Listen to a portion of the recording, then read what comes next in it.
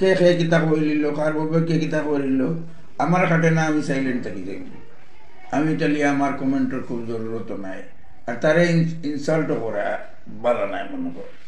তো এই সামান্য জিনিস একটা ইনসাল্ট হরুতা বাচ্চা এগুলো দরিয়া করছে, লইয়া বড় রকমের আজকে এই খাতা চুরাচুরি শুরু হয়েছে। আমার মনে হয় ভবিষ্যতে আমরা এই সমস্ত ছাড়ি দেওয়া বলা, আর আমরা একে অন্যর সঙ্গে মতানৈক্য হইতে পারে। এর কারণে এইটা লইয়া সোশ্যাল মিডিয়াত অত বড় বড় কথা কোয়া, অত কাদা চুরাচুরি ছাড়ি দেওয়া বলা, আমি আমার বন্ধুবর্গ যার মাধ্যমে এইটা হয় সকলের কাছে অনুরোধ জানাই। মিডিয়াতে এত অ্যাক্টিভ নয়, এই জন্য কী হচ্ছে কি না এতটা ভালো জানি না। একটু শুনেছি যে কোনো একটা বিশেষ ব্যাপারকে একজন মহৎ ব্যক্তির প্রতি শ্রদ্ধাবোধ বা অশ্রদ্ধাবোধ নিয়ে নাকি অনেক কাদা চোরাচুরি এবং অনেক বিশ্বাস প্রচলানোর চেষ্টা নাকি চলছে। আল্লাহু আলাম, আমি সেটা খুব ভালো করে দেখিনি। তবে আমার অনুরোধ থাকবে, যেটা শুনলাম এই ব্যাপারে আমরা অন্তত নফরত এবং ঘৃণার পরিবেশ যাতে না তৈরি করি, আর কাদা চোরাচুরি করে সমাজটাকে যাতে বিষিয়ে না তুলি।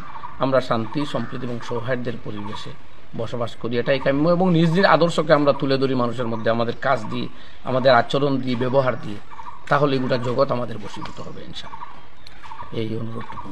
কিছু ওই যে ইউটিউবার আর ব্লগার তারা মানে কাট করিয়াগুলা মানে বিশৃঙ্খলা সৃষ্টি করতে চায়, আর ও তারা একটু আহ্বান করুন। এক ক্ষেত্রে আমার বিশেষ অনুরোধ ইউটিউবার ভাইদের প্রতি, যে আমরা দেখছি ইদানিং ঐক্য বছর থেকে শুরু হয়েছে, ধর্মীয় বিভিন্ন প্রোগ্রাম থেকে বিভিন্ন বক্তার মূল্যবান বক্তব্যগুলোকে তারা প্রচার করেন।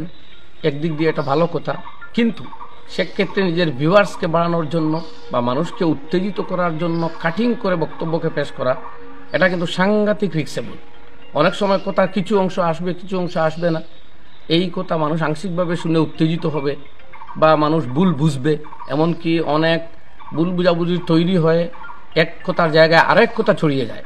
এজন্য আমি অনুরোধ করব, ইসলামী বিষয় নিয়ে যারা ইউটিউব ইউজ করেন, প্রচার করে থাকেন, আপনাদের কাছে আমার বিশেষ অনুরোধ, খণ্ড বক্তব্য বা আংশিক বক্তব্য প্রচার করার ক্ষেত্রে আপনারা বিশেষ সতর্কতা নেবেন। নতুবা যে শান্তি এবং সম্প্রীতি আর আনুগত্যের বার্তা দিতে চায় ইসলাম, আপনারা ইসলামী বক্তব্যগুলো প্রচারের নামে সেখানে ঠিক তার উল্টোটাই প্রচার করে দিবেন। আর এটা কোনো আলিম যাদের বক্তব্য প্রচার করা হয় তারাও কামনা করেন না আমার জানা মতে, কেউ চাইবেনও না।